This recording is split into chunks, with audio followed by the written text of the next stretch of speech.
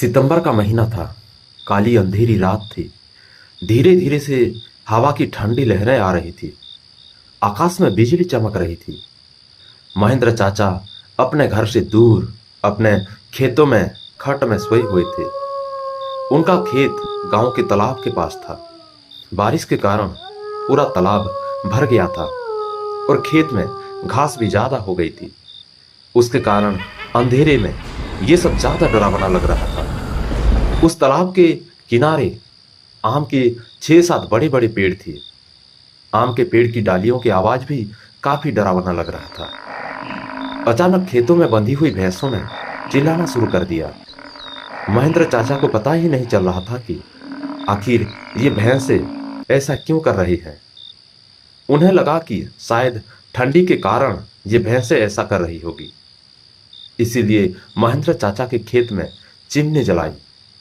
उस चिमनी के उजाले में महेंद्र चाचा की नजर उनके खट पे पड़ी। उन्होंने देखा कि एक स्त्री उनकी खट पे बैठी है। ये देखकर उनका शरीर डर के मारे कांपने लगा। उसी वक्त आकाश में बिजली का तेज झटका हुआ।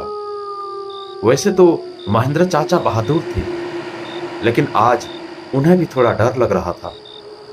उसी वक्त चाचा ने आग में सूखी घास डाली और आग को ज्यादा बढ़ाया।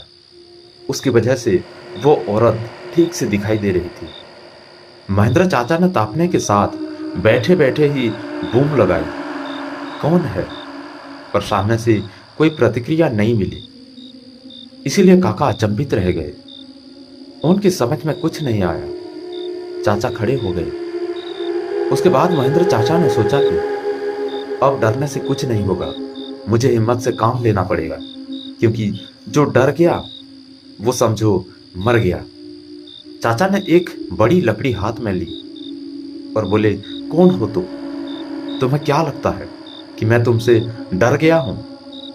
लेकिन सच तो यही था कि चाचा अंदर से पूरी तरह से डर के मारे कांपने लगे थे। चाचा का ये गुस्से वाला रूप देखकर वो स्त्री खड़ी हो गई और जोर से बोली, क्या तुम मुझसे नहीं डरते? चाचा ने हिम्मत की और बोले, यहां से चली जाओ, वरना ये लाठी से मार मार के तेरा सिर फोड़ दूंगा। इतना ही बोला महेंद्र चाचा ने और लाठी उठाई। और उसी वक्त उस औरत ने आवाज उठाई, अब तू मुझे मेरे ही घर से बाहर निकालेगा? यहां पर तो मेरा बचपन गुजारा है। ये मेरा ही घर है। मैं यहां सालों से रह रही हूं। ये सुनकर चाचा का डर और गुस्सा दोनों ही शांत हो गए। उन्हें लग रहा था कि मेरे सामने जो औरत खड़ी है उसे मैं जानता हूं। उसकी आवाज भी जानी पहचानी लग रही थी। चाचा सोचने लगा कि आखिर ये औरत कौन है? अगर मैं इस औरत को जानता हूं तो आखिर ये इतने भयानक और विकराल रूप में क्यों है? अचानक चाचा को पता चला, अरे ये तो ज्योति है, मेरी बड़ी बहन। बचपन में मैं और ज्योति साथ में ही खेत में चारा काटने का काम कर रहे थे। अब महेंद्र चाचा को पूरी बात समझ में आ गई। ये ज्योति के बचपन की बात है। जब ज्योति 14 साल की थी, तब इसी खेत में गांव के कुछ बच्चों के साथ खेल रही थी। दूसरे बच्चों की तरह ज्योति भी पेड़ पर चढ़कर एक डाल से दूसरे डाल पर छलांग लगा रही थी।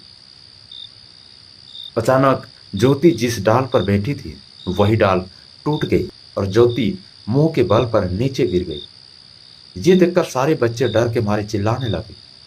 बच्चों के चिल्लाने की आवाज सुनकर बड़े लोग वहां पहुंचे और ज्योति को उठा के अस्पताल ले गए।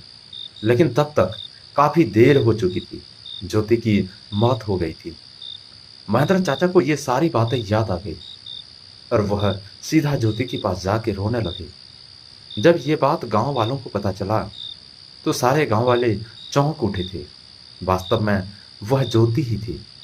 गांव के एक बड़े बुजुर्ग ने कहा कि जब ज्योति मौत हुई थी तब वो एक बच्ची थी, इसीलिए उसे बालक समझ के उसे दफनाया गया था।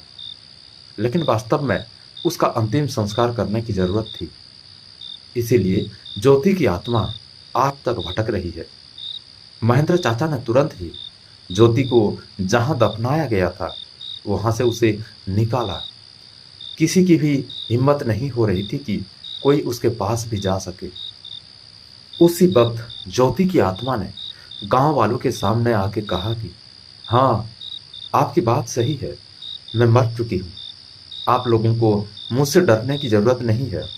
मैं अभी भी इसी गांव की बेटी हूँ, लेकिन मैं आज दिन तक भटक रही हूँ।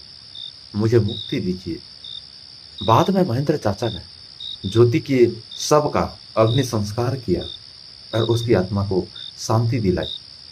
आप लोगों को ये कहानी कैसी लगी? कृपया कमेंट करके जरूर बताएं।